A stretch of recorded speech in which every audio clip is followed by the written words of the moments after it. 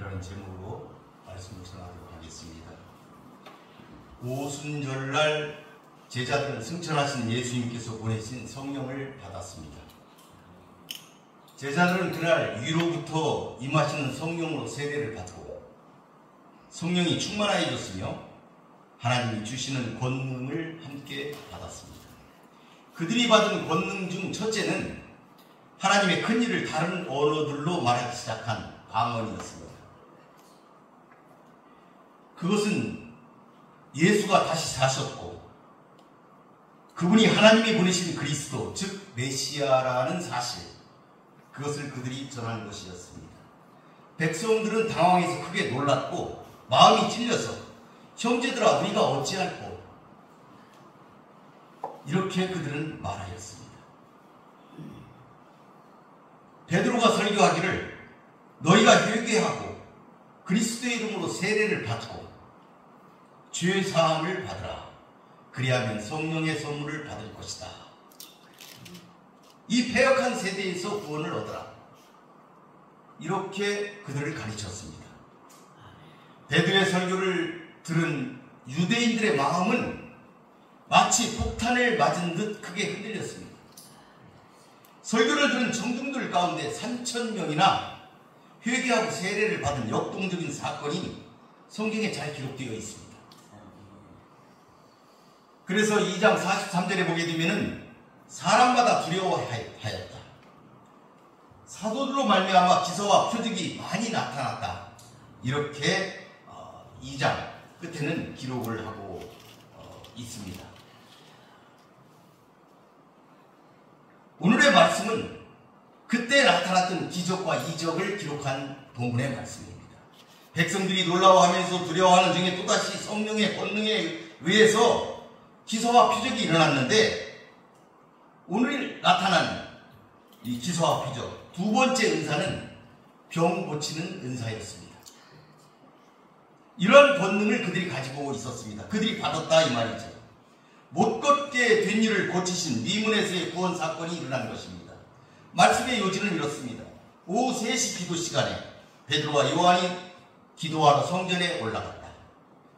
그런데 그때 마침 못 걷게 된 자를 구걸하게 하기 위해서 사람들이 메고 성전으로 데려왔다. 성전에 들어가려는 베드로와 요한을 보고 그 거지가 구걸을 하였다.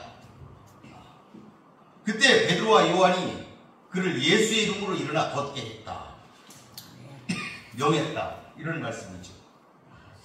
그리고 그가 오른손으로 그를 잡아 일으켜서 그가 뛰어서서 걸었고 그들과 함께 성전에 들어가서 하나님을 찬미했다. 모든 백성이 치유받은 그를 보고 기이 여기며 놀랐다 하는 것이 오늘 본문의 말씀의 요지가 되겠습니다. 1절에 보니까 제9시 기도 시간에 베드로와 요한이 성전에 올라갔다 이렇게 기록하고 있어요. 이 본문의 3장부터 7장까지는 베드로를 중심으로 한 기록입니다. 그 7장까지는 베드로가 복음의 강력한 선포를 하는 그런 많은 장면들, 그리고 그로 말미암아 교회가 폭발적으로 일어나게 된 장면들이 기록되어 있습니다. 그 가운데서 오늘 우리가 읽는 3장에서는 성전 미문에서 앉아 구걸하는 일을 일으킨 이 사건과 이 사건으로 말미암아 일어난 그 솔로몬 행각에서의 베드로의 설교, 그것이 3장을 이루고 있습니다.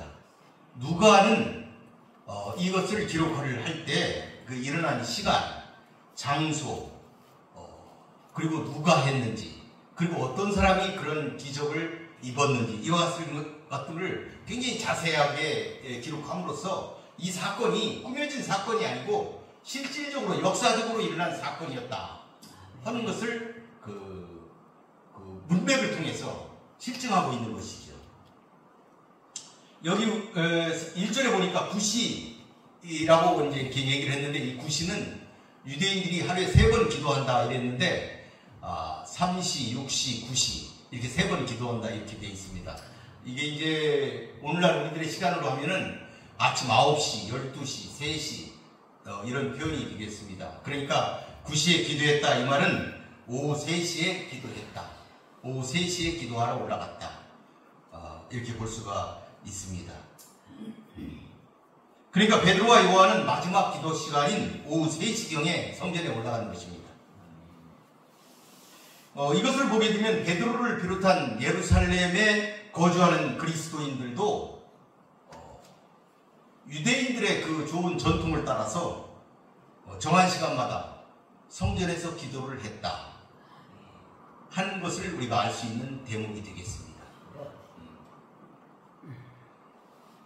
그렇지만 초대교회 성도들이 드렸던 그 기도는 유대인들이 드렸던 형식적인 기도, 예수님한테 혼이 났던 그런 기도와는 좀 결이 달랐다. 이렇게 볼 수가 있습니다. 우리가 지금 사도행전을 보게 되면 그들은 기도하는 중에 성령 세례를 체험을 했다. 이런 것이 이제 앞선 장에서 잘 나타나 있지요. 그래서 이 사도행전은 기도와 더불어 성령의 은사를 통해서 일어난 기도행전이다. 이렇게 볼 수도 있는 것입니다. 베드로와 요한도 기도하러 성전에 올라가다가 이와 같은 사건을 만나게 된 것이죠. 2절에 보니까 나면서 못 걷게 된 이를 메고 사람들이 왔는데 마침 베드로와 요한을 만나는 것이 기록이 되어 있습니다. 그들은 성전 미문 앞에 그를 두어서 미문 앞에서 그가 들어가는 사람들로 하여금 구걸을 하도록 이렇게 했던 것이죠. 누가는 여기서 베드로가 기적을 베풀었던 이적의 대상이 누구인지 이름은 밝히지를 안 했는데 그의 병력은 그가 어떻게 아프고 있다 하는 것은 굉장히 자세하게 기록하고 있습니다. 어쩌면 이것은 의사인 누가의 개인적인 어떤 관심일 수도 있겠지만은 불치의 병이라는 것을 강조한 그런 대목이다. 이렇게 우리가 생각해 볼 수가 있겠습니다. 이 성경 4장에 보게 되면은 이때 고침을 받은 사람의 나이가 40여 세 되었다. 그러니까 40년 동안 그가 다리가 불구인 상태로 살았다 하는 것을 우리가 알 수가 있겠습니다. 40년 동안 그 몸이 굳어져 있었다면은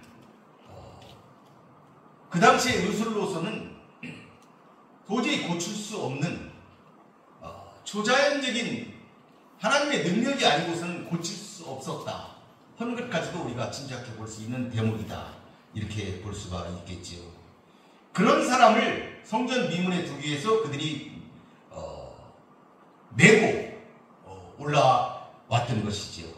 그래서 날마다 성전 미문에 그를 두어가지고 생계를 위해서 그 거지가 생계를 위해서 거기서 동양을 받았던 것입니다. 그때 그가 베드로와 요한을 만났다. 여기 성전 미문이라고 되어 있는데 미문은 한문 그대로 해석하면 아름다운 문이죠.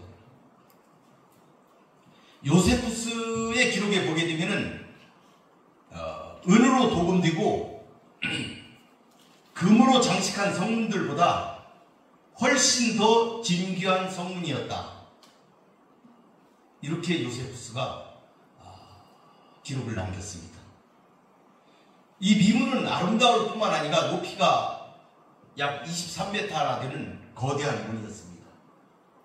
금과 은으로 입혀진 황동으로 만들어진 이중문이어서 굉장히 웅장하고 장엄하였다. 이렇게 표현하고 있습니다. 탈무드에 보게 되면 이 문은 니카놀이라는 사람이 기증을 했다고 해요. 그 성문을 기증했다. 이렇게 되어 있습니다. 이 미문은 어디에 있냐면은 성소를 들어가는 입구에 만들어져 있습니다. 그러니까 여인의 뜰로 들어가기 전에, 그러니까 이방인의 뜰에서 여인의 뜰로 들어가는 그 사이에 있는 문이 미문이었습니다. 보통 성소라 그러면은 성소라는 개념이 이렇게 여인의 뜰부터 시작해가지고 성소, 지성소 이렇게 구분이 되어 있습니다. 성전 이러면은 이방인의 뜻까지 포함한 큰 개념으로 성전을 얘기하는데, 성소는 이방인의 뜻을 제외하고 미문을 들어가면서부터 성소로 구분되어졌다. 이렇게 그 기록을 보면 말을 하고 있어요. 그러니까 성소는 성전의 핵심 건축물, 이렇게 볼 수가 있겠죠. 거기를 들어가는 문이 미문이었다. 그런데 거기 앞에서 그가 구걸을 하고 있었다 하는 것을 우리가 알 수가 있는 것이죠. 지난번 저도 그 명인이 때문에 이제 로마에 갔을 적에 그 관광을 했었는데, 그때 사도 바울이 순교당한 그곳 예배당, 거기 이제 이렇게 예배당 건물이 있었는데, 그 안에를 들어가려고 하는데 그 앞에 어떤 젊은 여인이 아기를 데리고 동냥하는 것을 보았습니다. 우리나라에서는 뭐 성전 앞에서 그 동냥하는 분을 거의 보지 못하고 살았었기 때문에 그때 그 동냥하는 모습을 보고, 아, 성경에 보면은 그 성전 앞에서 동냥을 하는 사람들이 있다 이렇게 기록을 했는데, 아, 여기 이태리 오니까 그 정말 그 거제들이 있구나 하는 걸 그때 저도 한번 보아서 그때 느꼈던 적이 있습니다. 그런데 이렇게 구걸하는 자가 다른 장소도 아니고 하나님께 제사를 드리던 성전 문 앞에서 구걸하는 이 비극적인 상황, 이런 상황은 이스라엘의 경제적 형편이 그것뿐만 아니고 영적 상황까지도 극도로 빈약했다, 그것을 나타내주는 그런 모습이 아닐까, 이런 생각을 해보게 됩니다. 교회가 있는데 그 교회 앞에 구걸하고 있다, 이런 말이죠. 그러니까 교회가 그 책임을 못 지고 있었다는 얘기죠. 그 사람이 오랫동안 거기서 구걸을 했는데 교회가 그걸 방치했다, 그걸 구걸하도록 그대로 놔뒀다. 그러니까 유대교의, 이스라엘의 그 유대인들의 그 신앙심에 뭔가 문제가 있었다 하는 것도 우리들이 볼 수 있는 그런 장면이다, 이렇게 생각해 볼 수가 있겠습니다. 3절하고 4절을 보니까 베드로와 요한이 성전에 들어가려 함을 보고 구걸하거늘 베드로가 요한과 더불어 주목해서 우리를 보라.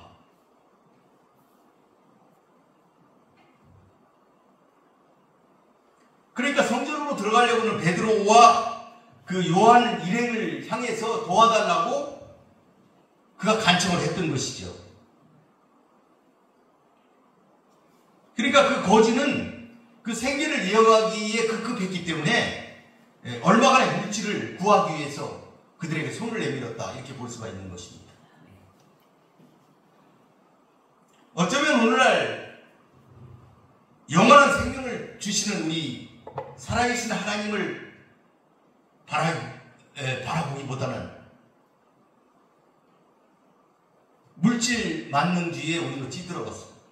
가시적인 세계만 바라보면서 살아가는 우리들의 안타까운 영적 상태, 그것을 보여준다, 이렇게 볼 수도 있겠습니다. 성전 문 앞에서 구걸하는 그 거지, 그를 베드로와 요한이 주목한 이 사건은 당시 주위에 있던 많은 사람들에게는 의외의 사건이었습니다. 더구나 거기서 오랫동안 구걸했던 그 거지에게는 그 사람에게도 놀라운 사건이었습니다. 아무도 자신을 주목한 사람이 아무도 없었어요. 많은 사람들이 다 자신에 대해서 무관심했는데 관심을 보여준 사람이 나타났다. 그러니까 그 거지한테도 상당히 의외의 사건이었다, 이렇게 말할 수가 있겠습니다. 베드로는 그를 단지 물질적으로 구제가 필요한 대상으로만 그를 보지 않았다 하는 점이죠. 자신과 동일하게 예수님의 긍휼이 필요한 한 인격이요 영혼으로 여기고 깊은 관심을 가지고 그를 살펴보았던 것입니다. 애정이 담긴 행동이었다.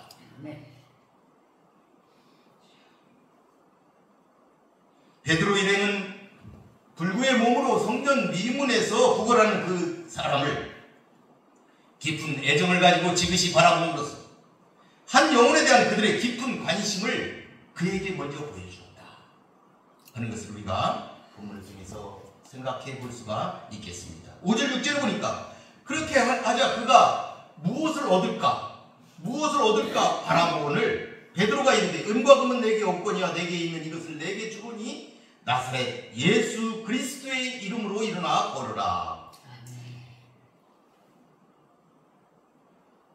하루에도 수없이 성전을 드나드는 다른 많은 사람들과는 달리 앉아있는 그를 향하여 주목하고 말하는 베드로 일행의 행동이 의외였지만 무엇인가를 기대하며 바라보는 그의 심리를 본문을 통해서 잘 볼 수가 있습니다. 본문을 다시 번역하면 그가 무엇을 기대하면서 그들에게 주목하였다. 이런 말이 되겠습니다. 물론 그가 내 병을 고쳐줄 것이다. 이런 기대를 한 것은 아니었지만 자신에게 관심 있게 주목하는 베드로 일행에 대한 그의 반응은 이제까지 일반 다른 사람들에게서 보았던 것과는 다른 어떤 그런 것을 느끼며 그를 기대하며 바라본 것은 틀림없는 사실이었습니다. 그러나 베드로는 그의 바람을 한마디로 포기하게 만들었습니다. 은과 금은 내게 없다. 그가 이렇게 얘기한 것입니다. 그가 구한 것은 그것이었는데 은과 금은 내게 없다. 그러면서 다만 내가 이렇게 했습니다. 내게 없거니와 내게 있는 이것 이렇게 함으로써 그의 관심을 증폭시켰습니다. 그러니까 이 편을 통해서 베드로는 내가 은과 금은 없지만 그보다 더 위대한 더 가치 있는 그 어떤 것을 내가 가지고 있다 하는 것을 지금 암시하고 있는 것이죠. 그것은 바로 예수 그리스도의 이름이었습니다. 예수를 믿고 성령 충만함을 받은 그 제자들의 그 무리들은 비록 물질적으로는 풍족하지 않았다 할지라도 예수 그리스도의 이름으로 말미암는 더 가치 있는 능력을 그들은 가지게 되었던 것입니다. 그들은 성령 세례를 통하여서 성령 충만함을 받고 예수님이 받으라고 말씀하셨던 그 권능을 그들이 받았던 것입니다. 그래서 그들이 방언을 했고 하나님의 말씀을 전했고 예수님의 증인이 되어서 예수님이 다시 사셨다는 것을 그들이 증거한 것입니다.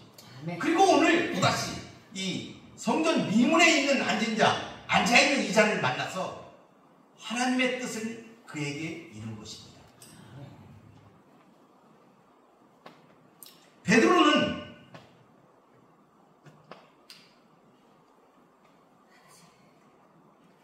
그 유대인들이 줄 수 없었던 그것, 외양과 형식에만 치우치고 그리스도를 핍박하고 하나님의 능력을 상실한 채 있는 그 유대인들이 줄 수 없던 그것,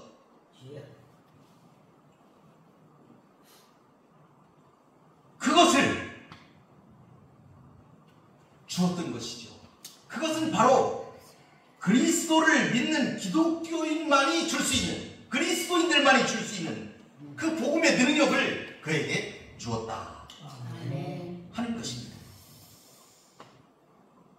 그래서 베드로는 그에게 나사렛 예수 그리스도의 이름으로 일어나 걸으라 이렇게 명령하였습니다.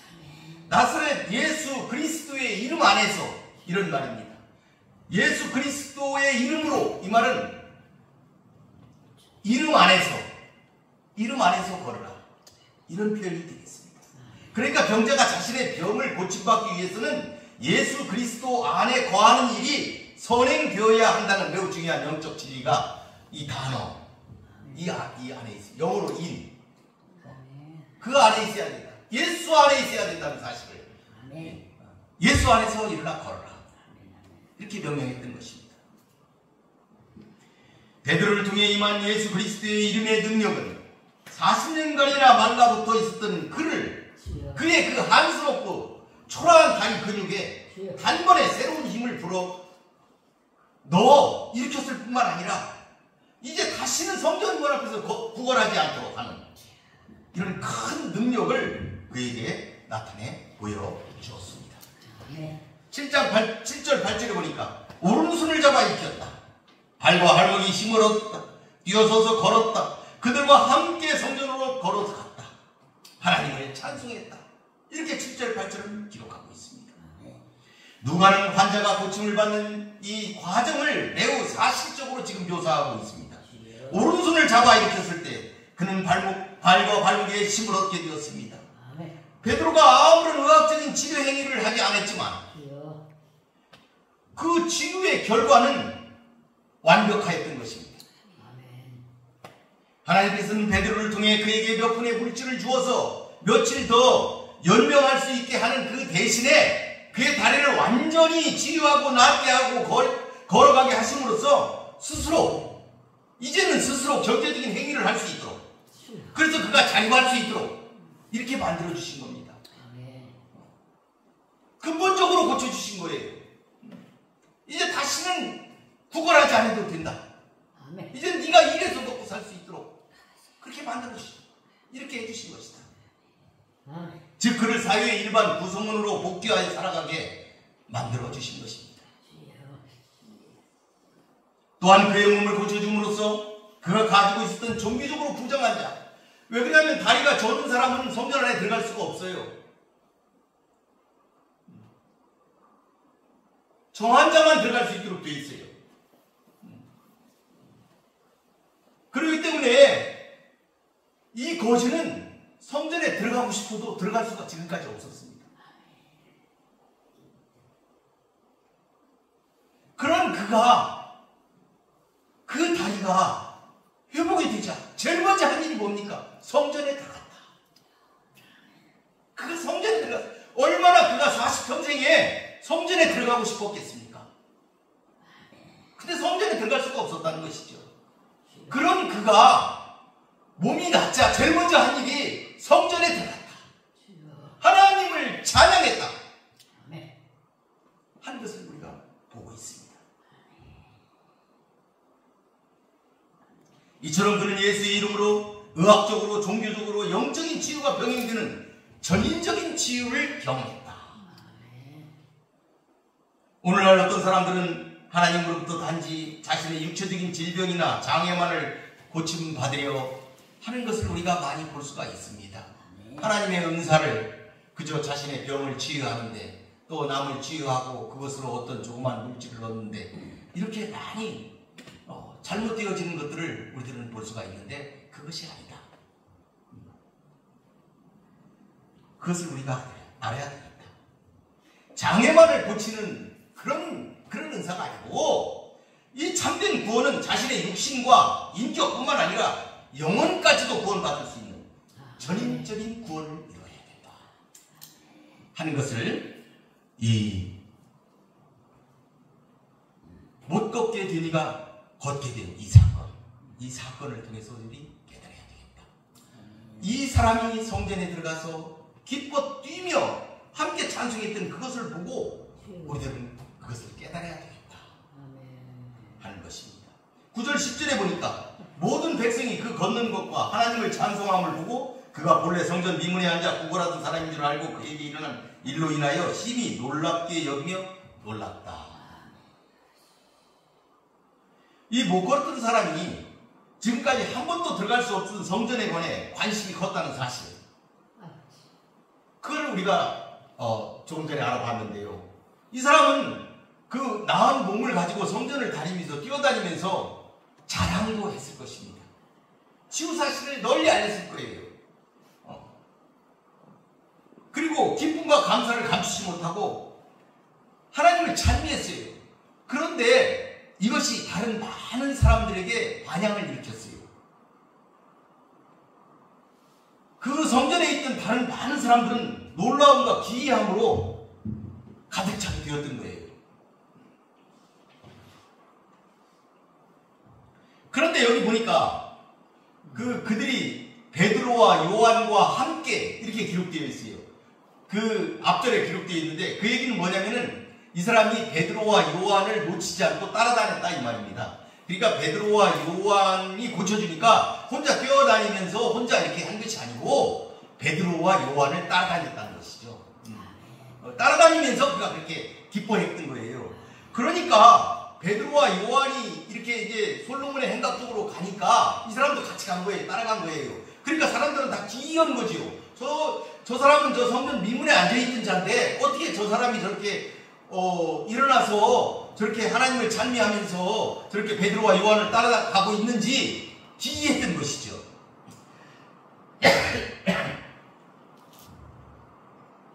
그래서 솔로몬의 행각에 사람들이 모이기 시작했다 하는 것을 볼 수가 있습니다. 그래서 그곳에서 솔로몬의 행각에서 베드로가 두 번째 설교를 시작하게 됩니다. 12절에 보게 되면은 이스라엘 사람들아 왜 이 일을 놀랍게 여기느냐, 마치 내가 고쳐준 것처럼 내 능력으로 고쳐준 것처럼 왜 나를 자꾸 쳐다보느냐. 이 사람이 낳은 거는 하나님이 죽은 자 가운데 살리신, 너희가 죽음에 넘겨준 그 예수의 이름이 그를 살린 것이다. 우리가 증인이다. 그가 다시 살아나셨고 그가 우리에게 성령을 주셨고 그 능력으로 이 사람이 일어난 것이다. 그 이름이 이 사람을 완전하게 낫게 한 것이다. 이렇게 그들을 향해서 솔로몬의 행각에서 증언하였습니다. 여러분 사도행전에 보게 되면 예수님께서 증인이 되라 이렇게 구절이 있는데 이 증인, 증언 이런 단어가 많이 나옵니다. 이 사도행전을 읽을 때 이 사도행전은 이 하나님의 은혜를 입은 그들이 증언하는 내용들이 기록되어 있는 것입니다. 그래서 곳곳에 증언한다, 증인이 되었다. 왜? 예수님이 증인이 되라고 하셨잖아요. 그 증인이 되는 삶을 살아가고 있는 거예요. 베드로는 안진뱅이 치유 사건을 보고 놀란 군중들을 향해 그들이 죽인 예수의 부활을 선포한 후에 그 이름을 믿는 믿음으로 병자가 치유되었다.